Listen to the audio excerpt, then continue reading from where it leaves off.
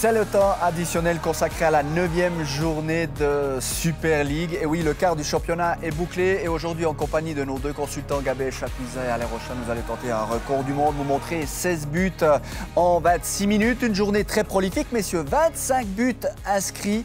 On est tout proche du record. Hein, on ne s'est pas ennuyé, c'est ça le football. Effectivement. Et je vous propose, si vous le voulez bien, d'entamer tout de suite avec le premier club roman à l'œuvre en début d'après-midi. Si on se déplaçait au stade du Letzigrund, on se souvient que le week-end dernier, ça s'était plutôt mal passé. 5 points séparaient le FC Zurich du FC Sion au coup d'envoi. Et les Zurichois qui vont cueillir à froid les Valaisans dès la 3e minute avec Aliti qui trouve un espace pour Krasniki, le centre de Krasniki pour Césaille qui va être dans tous les bons coups aujourd'hui. C'est déjà 1-0 pour Zurich. C'est déjà 1-0, un très bon appel depuis l'axe. Le ballon est dosé à la perfection et la finition est très, très propre aussi. Donc, Sion vraiment cueilli à froid dans ce match. On pouvait craindre le pire pour les Valaisans, hein, Gabé Chapuisat, des Cédunois en proie au doute, mais ils vont, au fil des minutes, dans cette première période, montrer un visage nettement plus chatoyant, plus intéressant. Alors au début, par de rushs solitaires, comme celui-ci proposé par Stojkovic, mais surtout par de belles combinaisons. Flanc droit, Cavaret-Wesley, flanc gauche, Itetinga-Cipriano. Et ça ne va pas passer loin à la 24e, ni à la 31e avec Lucas Zoufi qui va conclure une belle remontée de ballon cédunoise. Tout à fait, magnifique ballon de Keita pour Cipriano, magnifique centre. C'est vrai que ça aurait mérité meilleur sort. Enfin bref, là, Sion avait réagi, était dans un très bon moment. Ils ont très bien joué le coup, ils ont profité de faire le surnombre sur les côtés et se sont créés de très belles occasions. Oui, c'est vrai, ça va même conduire à cette belle égalisation. Regardez, extérieur, pied droit Keita, le centre aux petits oignons signé Cipriano et Stojkovic qui enfin marque un but parce qu'il le mérite avec tout l'abattage qu'il produit. Oui, et de nouveau, c'est une très belle succession de passes, des très beaux mouvements offensifs. Et là, il passe devant son défenseur, donc il a vraiment le mérite d'être bien placé au bon endroit et de marquer ce but. Si on sait, hein, pour les attaquants, c'est vrai que se créer des occasions, c'est une chose. Quand on les met au fond, c'est vraiment pour Il a eu du mérite parce que c'est vrai qu'il était très essolé à la pointe de l'attaque. Hein, il aurait mérité un meilleur soutien. J'aurais voulu voir Zoufi jouer un petit peu plus haut, plus près de lui. Mais enfin bref, la Sion était dans une très bonne phase. Ouais, et même dominant au moment de regagner les vestiaires. Malheureusement, ils n'ont pas appris de leur erreur en début de rencontre puisque regardez, on joue depuis moins de 3 minutes en deuxième mi-temps et ce n'est pas n'importe qui, c'est Seredier qui perd le ballon. Le pressing est signé Boranijasevic qui vient d'entrer en jeu. Et Césaille qui inscrit son 2e but. À nouveau, une erreur individuelle qui coupe les lancers du Noir. C'est clair, et de nouveau en début de deuxième mi-temps, 3e minute, un ballon bêtement perdu par Seredier. Bon, c'est à 50 mètres des goals, c'est pas une raison pour qu'il puisse... Mais c'est vrai qu'actuellement, Césaille, à qui on reprochait son manque de lucidité et de précision dans la finition, tout rigole. Encore sur cette action, elle passe entre les jambes de Fayoulou. Et Seredier qui va se racheter. Et ce qui est un peu dérangeant quand même depuis quelques semaines, c'est que les Valaisans ne sont que en réaction à l'image d'aujourd'hui. On revient à 1-1, on revient à 2-2. Oui, alors c'est dommage de ne pas réussir à mettre cette énergie-là quand le score est encore de 0-0 pour être en avance une fois dans le match, parce que c'est vrai que de toujours courir après le score, ça coûte de l'énergie. Et peut-être que... c'est l'énergie qui a manqué sur la fin du match. Ils auraient pu prendre l'avantage avant la mi-temps, je pense. Mais là, tout de suite, hein, ils se font assassiner en début de deuxième mi-temps. Bonne réaction.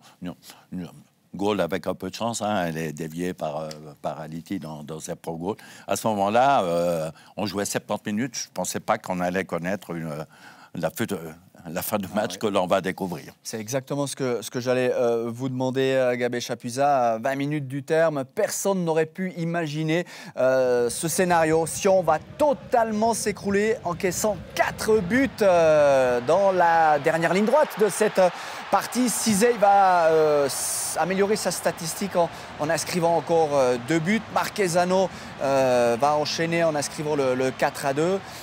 Ouais, Sion a complètement démissionné. C'est peut-être là des signes qui ne trompent pas. Peut-être, mais ils sont là, hein, ils sont en défense, ils sont compacts, mais on voit du rouge hein, sur le terrain. Mais c'est incompréhensible, ils sont chaque fois en retard, chaque fois en réaction, chaque fois pris de vitesse. Et finalement, voilà, Zurich, on l'a dit, est dans une bonne forme.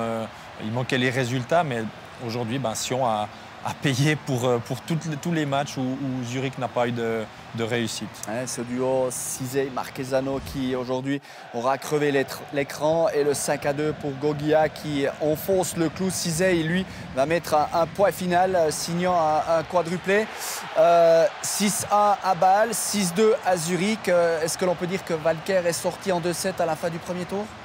Ouais, c'est clair. On savait très bien que même... Je crois que le président avait posé ses jalons. Il a dit, on avait très bien senti que même avec une victoire, son sort était jeté. Donc, c'est vrai, avec une défaite de 6-2, et surtout dans la manière, et surtout comme l'équipe a baissé pavillon les 20 dernières minutes, l'entraîneur ne va pas survivre à cette défaite. Mais je dois dire, pour gagner un match, il faut avoir une bonne défense. C'est quand même la base de tout.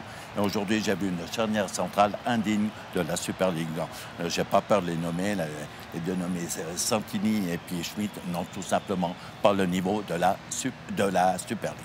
Et en déplacement, c'est compliqué. 5 matchs pour deux petits points. On l'a dit, 6 buts encaissés à Bâle, 4 la semaine dernière. Alors, on a un beau rôle, nous, ici, de mettre Marco Walker au pilori. Mais est-il le seul responsable de cette situation? Du moins, on retrouve Marco Walker au sortir de ce marasme, de cette déroute. Il ne se dérobe pas. Il répond au micro de Johan Taché. Marco Walker, vous nous disiez en avant-match que votre équipe allait jouer sur 90 minutes. Or, en fin de rencontre, elle n'a plus existé. Non, enfin, on a arrêté de jouer après 70 minutes. Mais avant, c'était OK. On est revenu 2 fois sur des buts qu'on a pris trop vite. Mais l'engagement, c'était beaucoup mieux, mais seulement pour 70 minutes. Mais pourquoi le FC Sion ne peut pas tenir un match complet au final? Je me demande la même chose. Pour le moment, je ne sais pas un truc de dire. C'est vraiment difficile, surtout après qu'on a dit on est obligé de fermer l'intérieur et les buts ils sont presque tous passés comme ça. On est obligé de se demander quel est votre avenir, vous-même. Est-ce que vous pensez être encore sur le banc du FC Sion la semaine prochaine? Ça, c'est pas ma décision. Maintenant, je retourne avec le bus au Valais. Après, il va arriver. Qu'est-ce qu'il arrive? Je ne sais pas, aucune idée. Mais on connaît le club un peu.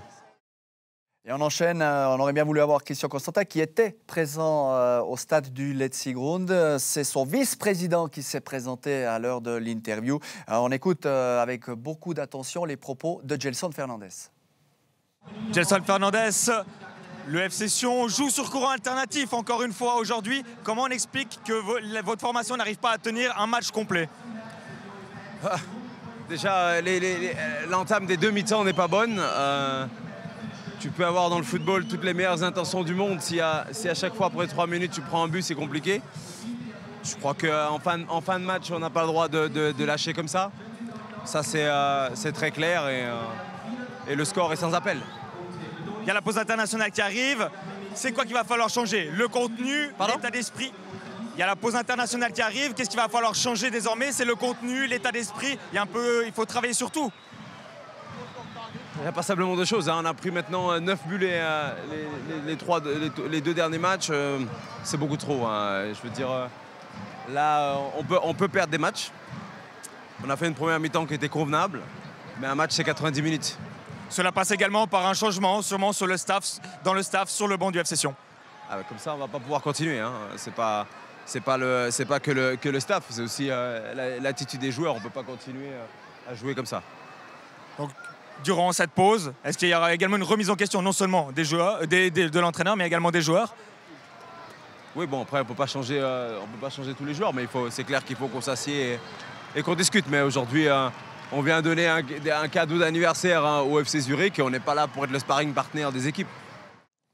Je crois que les propos sont très clairs. Plus facile de changer un entraîneur que 17 joueurs. On ne peut pas continuer comme ça. Le sort de Marco Walker est scellé. Oui, il était déjà scellé pour moi avant le match, je dis même en cas de victoire, mais c'est surtout la manière, et comme l'équipe a abandonné les 20 dernières minutes, ça fait très mal. Là, on peut critiquer l'attitude de certains joueurs. Je veux dire, on peut perdre, mais avec la manière et surtout avec un peu de fierté. En substance, ce qu'a dit Gelson Fernandez. C'était jour de fête au Letzigrund aujourd'hui. Le FCZ fêtait son 125e anniversaire. Et un homme a signé le 1000e but de l'histoire du FC Zurich en Super League. On le retrouve à l'interview, toujours aux côtés de Johan Taché. Antonio Marchesano, une victoire 6-2, un festival offensif. On ne pouvait rêver mieux pour fêter les 125 ans du FC Zurich. Ouais, je pense que c'est le meilleur résultat, la meilleure prestation pour une journée comme ça, pour tout le monde qui est venu aujourd'hui à l'État. Ici, je pense que c'était en fête pour tout le monde. Le FC Zurich va terminer ce premier tour à la 3e place sur le podium. Quel est le potentiel de votre équipe? Ouais, je pense qu'on a fait les premiers 9 matchs très bien. Je pense qu'on a montré des très bonnes choses. On a beaucoup de choses aussi à travailler, mais je pense la route c'est juste et il faut qu'on continue comme ça. Le FC Zurich qui peut surtout compter sur un Antonio Marchesano, non seulement buteur, mais aussi aujourd'hui passeur. On est avec le meilleur Marchesano de la carrière. Ça fait 2 ans qu'elle me dit que c'est le meilleur Marchesano de toute la vie. Mais j'essaie de faire mon mieux. L'équipe, elle marche courte, elle marche bien, alors c'est plus facile aussi pour moi. Mais je pense que si on continue comme ça, on peut faire des grandes choses. Et le FC Zurich qui renoue avec la victoire, toujours invaincu à domicile. Le prochain adversaire du FC Sion, le 17 octobre prochain, le FC Bâle. Et la transition est toute trouvée. Le FC Bâle qui, dans le rôle de leader, recevait un FC Lucerne, toujours à la recherche de sa première victoire dans ce championnat. Et franchement, messieurs, on a vu un match quasi à sens unique, mais en faveur du FC Lucerne, avec un homme aujourd'hui qui va refuser à Fabio Celestini et ses hommes leur première victoire en championnat. C'est le portier Heinz Lindner, le Lindner Show. Aujourd'hui, je crois qu'on peut le dire ainsi, ça commence à la 40e minute avec cette parade à bout portant devant Philippe Ugrinic. Ugrinic aujourd'hui sera malheureux ou malchanceux devant le portier bâlois parce qu'il aura plusieurs occasions de scorer. Que dire de cette envolée sur cette tête de Bourges à bout portant? Magnifique, Lindner, le meilleur gardien du championnat. Je vous ai déjà posé la question à vous, Gabé Chapuzat. Du coup, je l'adresse à vous, à l'air Rocha. Oui, actuellement, c'est sûr que Bâle est leader. Et pour être leader, il faut aussi avoir un bon gardien. Et là, aujourd'hui, en tout cas, il montre encore qu'il est dans les tout bons du championnat, ça c'est clair. On attend une réaction bâloise au deuxième mi-temps. Territorialement, elle arrive, mais si l'on regarde les occasions nettes de cette rencontre, force est de constater que les Bâloises sont apathiques. Et une nouvelle fois, l'aigle autrichien qui s'envole. Cette fois-ci, la tentative est signée Tazar. Époustouflant. On l'a déjà vu mercredi contre Bâle, quand ils ont mené 4-0, ils sont un petit peu laissés aller. Les 4-2, il a fait de nouveau 2-3 arrêts absolument déterminants. Et puis là, aujourd'hui, je pensais qu'il serait imbattable. Effectivement, et quand il est battu, eh bien, c'est sa barre transversale qui le supplée. Tentative de Wehrmann qui s'appuie admirablement sur Tazar. Il était sur le ballon à la Rochelle. Il était sur la trajectoire. Oui. Bien non, il était battu. Non, soyez honnête. Enfin, bref. Allez, on fait partir Gabé Chapuzat un peu trop facilement, c'est vrai, parce qu'on a eu le débat. Par contre, regardez ce qui se passe. Et là, on se dit, voilà, tout ce qui peut arriver de pire à une équipe en proie au doute, parce qu'il y a limite de position de hors-jeu sur la première frappe de Tchemer. Déviation Malès, l'arrêt de Vasic insuffisant. Et là, Esposito, est-ce que le ballon est sorti ou pas, impossible de le dire. Du coup, on va faire confiance aux arbitres. La VAR ne peut pas rectifier cette situation parce que franchement, impossible de dire si le ballon qu'Esposito remet au centre. C'est la règle, là, il faut que le ballon soit 100% à l'extérieur. Et là, on en doute et les images ne nous donnent pas la réponse. Et Stocker ouvre la marque. Lucerne va-t-il s'en remettre? Eh bien oui, regardez la rage de Wehrmann. Il récupère ce ballon. Il va tenter sa chance. Lindner est sur la frappe. Eh bien non, pour une fois, Lindner est transpercé. Et franchement, regardez ce ralenti. Il fallait bien ça pour battre Lindner aujourd'hui. Alors oui, il fallait ça.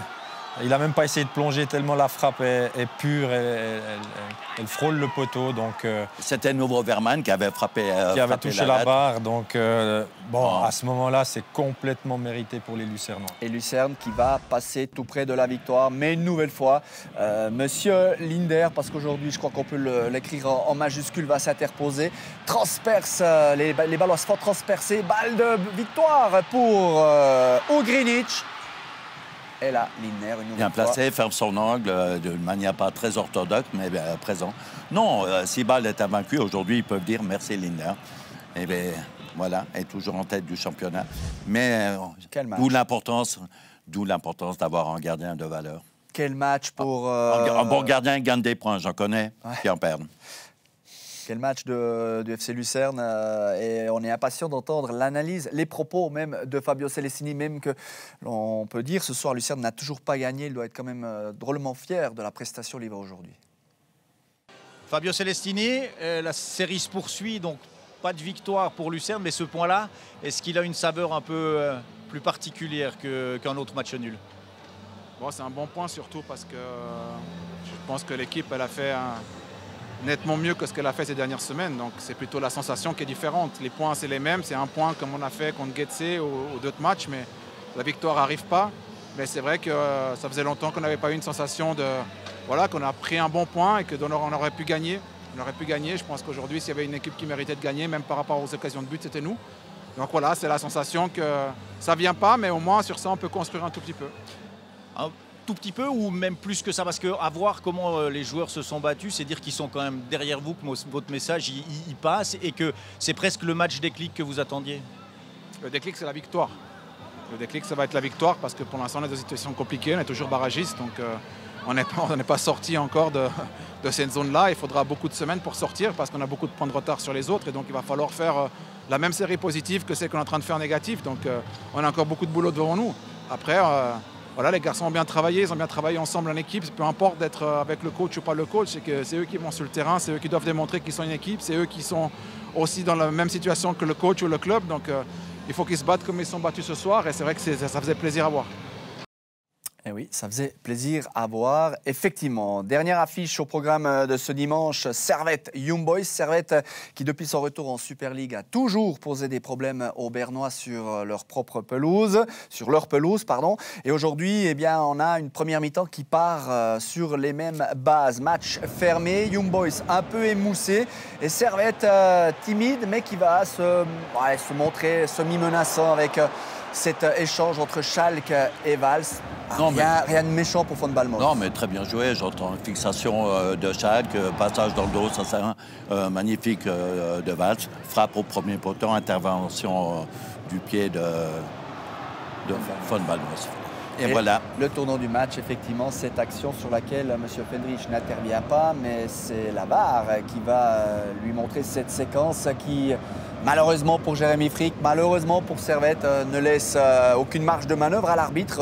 C'est carton rouge du moment qu'on décide qu'il y a effectivement une intervention irrégulière de Jérémy Frick. Oui, c'est presque un plaquage de rugby, donc il retient la jambe de Gamaleu qui s'apprêtait à marquer dans le but vide. Donc du moment que l'image parle, que l'arbitre a décidé, c'est peut-être sévère, mais il applique le règlement et c'est pénalty. C'est frustrant, mais effectivement, chance de but très nette pour les Servettiens. Du coup, eh bien, on va devoir sortir Schalke, faire rentrer Edin Omeragic pour tenter de parer cette frappe de N'Gamalen. N'Gamalen ne va pas trembler, inscrivant par la même occasion son premier but de la saison. Et à cet instant-là, on y croyait quand même encore. Est-ce que Servette à 10 contre 11 allait pouvoir bousculer des Young Boys qui ronronnaient somme toute? On a vu des exploits, des équipes à 10 même gagner. Donc le problème, il fallait tenir un certain temps. Malheureusement, l'espoir a été de très courte durée. Effectivement, avec un Félix Mambimbi entré à la pause qui va se faire l'auteur de 3 passes décisives. Là, avec cette première déviation au premier poteau, Fasnacht inscrit son premier but de la journée. Il va signer un triplé. quand on a la réussite, on le voit, on glisse et on réussit à mettre ce ballon au fond des filets. On n'a pas envie d'accabler le là, il est un Romer petit peu Hagic. malheureux, c'était pas évident, là, mais c'est Mombibi qui a très bien joué sur le coup, et puis Fastnacht marqué dans le gros vide, et puis après, c'était portes ouvertes, et voilà, le gros classique d'IB, débordement par les côtés, magnificent de Mbibi. Aujourd'hui, c'est Konga, mais d'habitude, c'est soit Sebateux, soit Nsame. C'est un scénario que l'on connaît, qui fait toujours plaisir à voir, parce que c'est vraiment ça, le foot, le jeu par les côtés, centre, magnifique. Voilà. Et là, Gabé, vous nous avez dit, cette fois-ci, le match, il est plié. À 1-0, on peut y croire, à 10 contre 11, à 2-0 à la rigueur, mais 3-0, ça va craquer. 52e, match plié, match terminé, on aurait pu atteindre le poste. On a l'impression de tenir les mêmes propos que lorsque l'on a assisté au match de Sion. C'est dans les têtes que ça se passe, parce que cette fin de match, elle va être traumatisante pour les Grenats. Oui, on essaie, on est là dans notre position, mais le cœur, il est vraiment plus. Puis on sait qu'en face, c'est un gros morceau, ça joue bien, c'est sans arrêt, c'est un rouleau compresseur. Et c'est difficile dans la tête après d'être au niveau. Il y a un petit peu de démotivation, de renoncement. C'est vrai que 3-0 à la 52e, ça s'est enchaîné. L'équipe a abandonné. C'était Ibert en face, il ne faut pas l'oublier. Et puis, voilà, le pauvre Omar Hagic, c'était pas facile pour lui, le jeune gardien que j'ai vu jouer avec les moins de 21 ans. Sans expérience, là, c'est vrai qu'il fait une erreur grossière de main et tout ça. Mais ce serait faux d'accabler le jeune gardien. Je crois que la cause, c'est la sortie, l'expulsion de Jérémy Frick. Et cette faute de main commise à la 41e minute, effectivement, Omer Hagic un peu abandonné aussi par sa défense. C'est Konga qui met là également son deuxième but, son troisième but de la saison, signe un doublé aujourd'hui. Dites-moi, 6-2 pour Zurich face à Sion, 6-0 pour Young Boys face à Servette.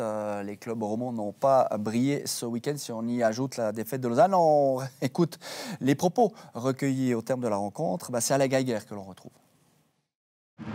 Alain Geiger, après un tel match, aujourd'hui, quels enseignements on peut en tirer ? Disons que quand on fait des erreurs, on les paye cash. Aujourd'hui, c'est clair que ça nous est arrivé déjà à Bâle avec un carton rouge avant la mi-temps. Là, résultat pareil, le carton rouge, la sanction. Après, c'était très difficile pour nous face à une équipe qui est très très solide. Il y avait des bonnes intentions, on n'était pas dans notre meilleur jour. Mais je crois que cette situation nous a complètement déjoués. Je ne dis pas qu'on aurait pu peut-être soutenir le rythme sur la longueur du match, mais c'était difficile mentalement pour nous sur la suite. On est un petit peu lâché, on n'était pas dans un bon jour. C'est pour ça qu'il faut se rendre compte qu'en situation, il faut chaque fois donner le meilleur, faire le minimum d'erreurs. Et on le voit à chaque fois qu'il y a un carton rouge, jouer à 10. Ou alors il faut être très très fort de jouer à 10 pour avoir un mental d'enfer. Pour l'instant, on n'a pas. On est bon quand tout le monde fait de la performance. Voilà, ça peut arriver. Je crois que c'est une action de jeu. Malheureusement, aujourd'hui, ces genres de situations sont vite sanctionnées. Un penalty, OK, carton rouge. C'est toujours très sévère, mais c'est le règlement. À partir de là, il faut l'accepter. Puis surtout, il ne faut jamais éviter de se retrouver dans ce genre de situation. Alain. Voilà pour les propos. Même Alain Geiger reste très sportif. Le carton rouge est sévère, mais c'est le règlement. Allez, on se fait plaisir. On écoute en allemand Christian Fastnacht, auteur d'un triplé aujourd'hui. Christian Fastnacht, ein Sieg 6-0, 3 Tore für Sie. Heute was für eine Rückkehr? Ja, es ist für mich schön, dass ich wieder auf dem Platz stehen kann. War für mich auch schwierig, die Mannschaft spielen zu sehen, auch in der Champions League. Da willst du als Sportler logischerweise auf dem Platz stehen. Aber ja, umso schöner, dass ich heute mit 3 Toren so wieder zurückkommen konnte. Große Leistung von IB heute, aber kann IB etwas von diesem Spiel lernen? Ich glaube, wir haben wieder schlecht begonnen. Wir waren die ersten 15, 20 Minuten nicht so gut im Spiel. Ich glaube, das ist etwas, was wir uns wirklich zu Herzen nehmen müssen und schauen, dass wir das in Zukunft besser machen. Christian Fasnacht qui sait aussi relever ce qui n'a pas bien fonctionné. On est mal rentré dans le match. Les 15-20 premières minutes étaient compliquées. On doit apprendre de ces situations pour s'améliorer. Et forcément, il était très heureux de retrouver le jeu. Et il était surtout frustré d'avoir dû suivre ses coéquipiers derrière son écran de télévision en milieu de semaine.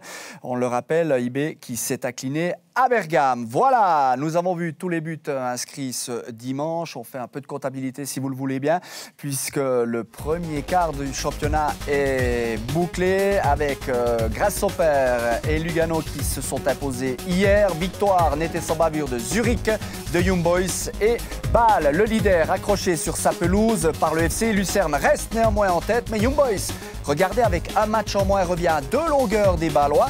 Match qu'ils rattraperont le 1er décembre face à Lugano. Zurich et Lugano, justement, sont dans le sillage des Bernois. Servette est 6e, Sion 7e et Lausanne, seule lanterne rouge, qui n'a pas remporté le moindre match dans ce championnat, tout comme le FC Lucerne, mais qui compte un point de plus. Un résultat en Challenge League à vous signaler. Aujourd'hui, Haro a été accroché par Kriens.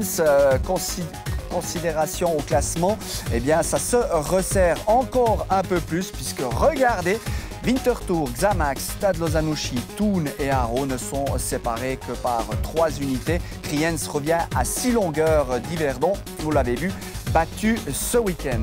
Voilà pour l'émission et les chiffres, mais le football n'est pas terminé parce qu'il y a énormément de choses à dire avec les matchs que nous avons vécus. Et Nicolas Emenecre, quel thème avez-vous choisi? La débandade des romans, le changement d'entraîneur du FC Sion, dites-nous tout. Évidemment, on va parler du FC Sion et de cette défaite à Zurich, mais aussi peut-être d'autres entraîneurs en danger dans le championnat de Super League. Après un quart de cette saison, on fera aussi le bilan. Quel flop, quel top, surtout pour nos invités qui seront Justin Gray, le chef des sports de Rhône FM, qui nous rejoindra, de même que Daniel Romano et Steve Guillot. Et on n'oubliera pas, évidemment, la semaine à venir avec les matchs importants de l'équipe de Suisse. Merci Nicolas. Match après match, c'est dans un peu moins d'1 heure. Nous en sommes arrivés au terme de ce sprint dominical. Merci à vous, messieurs. Vous avez tenu la distance. Du coup, pour vous, c'était plus un marathon qu'un sprint. Gabé Chapuisat, on a dû subir les images, surtout. Effectivement, vous avez souffert avec les clubs romans, tout comme vous probablement, chers téléspectateurs. Merci de votre fidélité. On remercie également les équipes techniques. On vous dit à bientôt sur Blue Sport. Salut.